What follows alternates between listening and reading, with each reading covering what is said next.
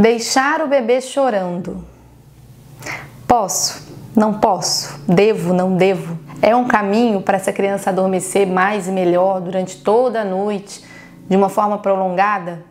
Vamos conversar um pouquinho sobre o método Cry It Out, ou deixar o bebê chorando, ou qualquer outra estratégia associada a deixar uma criança chorando, seja por um tempo limitado, seja por um tempo, enfim, sem limite, né, até que ela adormeça. Eu me chamo Ana Bárbara Januzzi, sou médica, pós-graduada em pediatria e estudos de sono, sou criadora da capacitação em sono e rotina para profissionais de saúde vinculada à Faculdade de Brasília, que é reconhecida pelo Ministério da Educação, e sou também criadora do curso Sono e Rotina para Bebês, que é para mães e pais, e já temos aí mais de 15 mil famílias dentro desse curso. E dentro do meu método de trabalho, que não tirei da minha cabeça, tirei do que há de evidências, a gente não faz nenhum método de deixar a criança chorando, e eu vou te explicar por quê. Aqui a gente vai conversar sobre coisas muito mais profundas do que cortisol, que é um dos motivos pelos quais as pessoas que dizem que tá tudo bem deixar o bebê chorando, falam que os estudos mostram que isso não aumenta o cortisol. O cortisol é um hormônio relacionado ao estresse. E quando alguns estudos pequenos, com baixíssima qualidade de evidência e várias falhas metodológicas foram feitos, né? Foram poucos e esses foram feitos, eles não mostraram aumento de cortisol. Então entenderam que, por não ter aumento de cortisol, não havia estresse. Agora eu vou te mostrar o outro lado, a gente vai conversar sobre o outro lado. Um bebê, gente, só demanda aquilo que ele precisa. Uma criança que está em desenvolvimento, que está crescendo, que está tentando chegar no mundo e atingir o máximo das suas possibilidades, que é justamente a autonomia plena, né? Ela demanda aquilo que ela precisa. Ela pede comida quando ela está com fome, ela pede colo quando ela está com medo, ela pede presença durante a noite porque ela ainda não consegue relaxar sozinha. Isso é um processo. Para dormir, a gente precisa relaxar. Você já teve algum momento na sua vida que, por exemplo, por um problema financeiro, por um problema conjugal, por um problema, uma briga com pessoas que você gosta, você ficou tão estressada, tão angustiada que não conseguiu relaxar e não dormiu? Eu já tive. Quando a gente não relaxa, quando a gente está com medo, quando a gente está aflito, a gente tem muita dificuldade de dormir. E isso é potencializado de forma muito extrema nas crianças, nos bebês pequenos. Por quê? Por vários motivos. O primeiro deles, gente, é um motivo antropológico quase.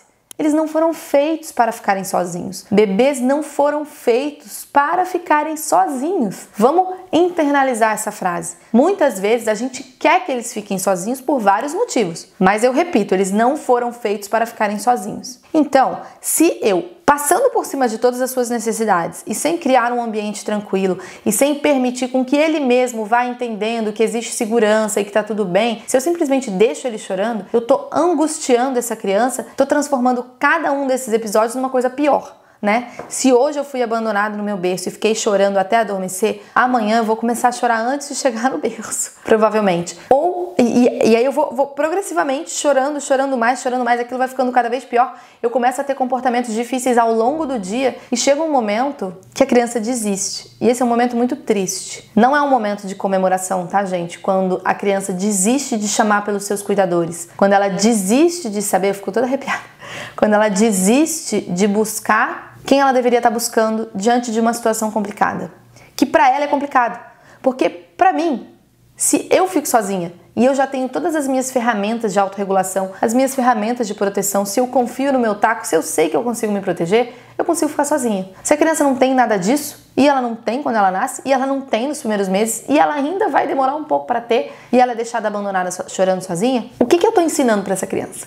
Estou ensinando para ela que ela não vai me ter quando ela precisa. Se ela passa por uma situação difícil na sua vida, é melhor que ela não grite por mim, porque eu não vou atender. E é isso que eu vou incutindo no imaginário da minha criança desde sempre, quando eu a deixo chorando progressivamente, sem atendê-la, porque ela precisa criar autonomia de sono.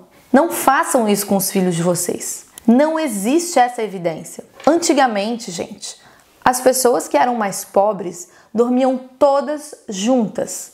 Não tinha isso de quarto do bebê, não tinha isso de um monte de quarto pela casa, era todo mundo dormindo junto. Tô falando de antigamente, mas não é muito antigamente não, tá? Quem era rico As crianças dormiam com as amas, as crianças dormiam com as pessoas que eram contratadas ali, com as escravas, com as pessoas, enfim, elas dormiam com pessoas que não eram da família, mas elas não dormiam desacompanhadas. Não queiram acreditar nessa história de que as crianças precisam ter autonomia, porque se a gente puxa a história nos mostra que ou elas dormiam acompanhadas pela própria família, ou existiam pessoas de fora da família em diferentes situações de trabalho, inclusive exploratórias, para darem conta dessas crianças e para ficarem com elas durante a noite, para que as crianças não dormissem sozinhas. O que a modernidade trouxe pra gente? Uma percepção que, ao meu ver, e ao ver de muitas das evidências, é equivocada, de que a criança precisa criar autonomia de sono a qualquer custo desde sempre. Perceba que tudo que eu tô falando aqui não significa